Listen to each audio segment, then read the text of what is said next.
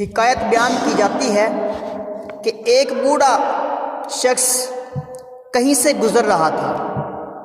بڑھاپے کی وجہ سے اس کی کمر اس قدر جھکی ہوئی تھی کہ چلتے ہوئے یوں لگتا تھا کہ یہ بوڑھا شخص زمین سے کچھ تلاش کر رہا ہے۔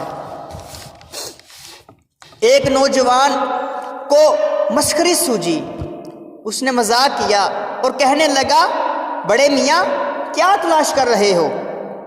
بات اگرچہ غصہ دلانے والی تھی، مگر اس بوڑھے نے صبر و برداشت اور سمجھداری کا کمال مظاہرہ کیا اور طنز کے اس زہریلے کانٹے کے جواب میں فکر انگیز مدنی پھول پیش کرتے ہوئے فرمایا، بیٹا میں اپنی جوانی تلاش کر رہا ہوں۔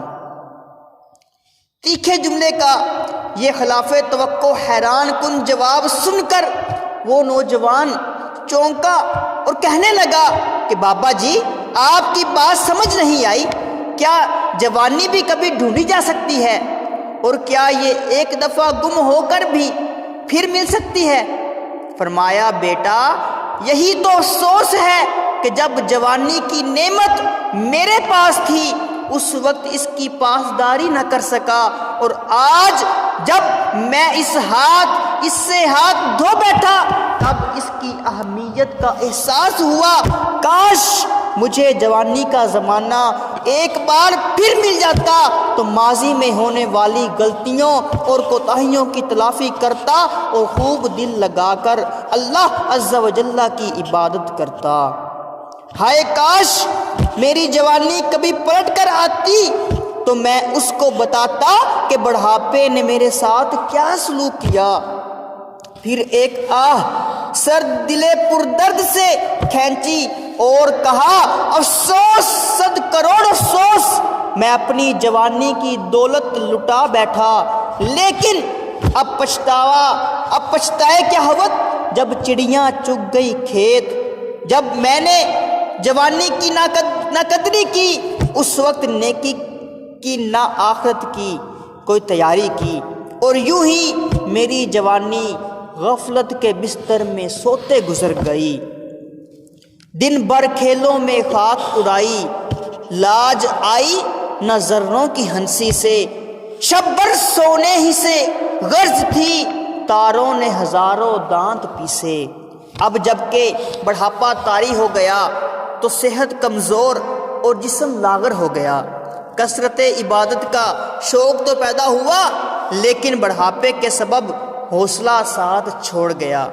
پھر وہ ضعیف العمر شخص اس نوجوان پر انفرادی کوشش کرتے ہوئے کہنے لگا، بیٹا اللہ عز و جل کے فضل و احسان سے تم ابھی نوجوان ہو، اس سے فائدہ اٹھا لو، عبادت پر کمر بستہ ہو جاؤ۔ کمر جھکنے سے پہلے رب تعالیٰ کے حضور سر کو جھکا لو، ورنہ بڑھاپے میں میری طرح کمر جھکائے جوانی کو تلاش کرتے پھرو گے، لیکن حسرت و ندامت کے سوا کچھ نہ ملے گا۔ کفِ افسوس ملتے رہو گے لیکن ہاتھ کچھ نہ آئے گا، اور حالات کا کچھ اس طرح سے سامنا ہوگا کہ بچپن کھیل میں کھویا، جوانی نیند بھر سویا، بڑھاپا دیکھ کر رویا۔ اس مشفقانہ اور ناصحانہ انداز گفتگو اور انفرادی کوشش کے مدنی پھولوں کی کوشش نے اس نوجوان کے دل و دماغ کو معطر اور اسے بے حد متاثر کیا۔ تھوڑی دیر پہلے اس بوڑھے پر طنز کے تیر چلانے والا نوجوان انفرادی کوشش سے متاثر ہو کر اب اسی بوڑھے کے سامنے آئندہ کے لیے جوانی کی قدر اور پرہیزگاری کی زندگی بسر کرنے کا عہد و پیمانہ کر رہا تھا۔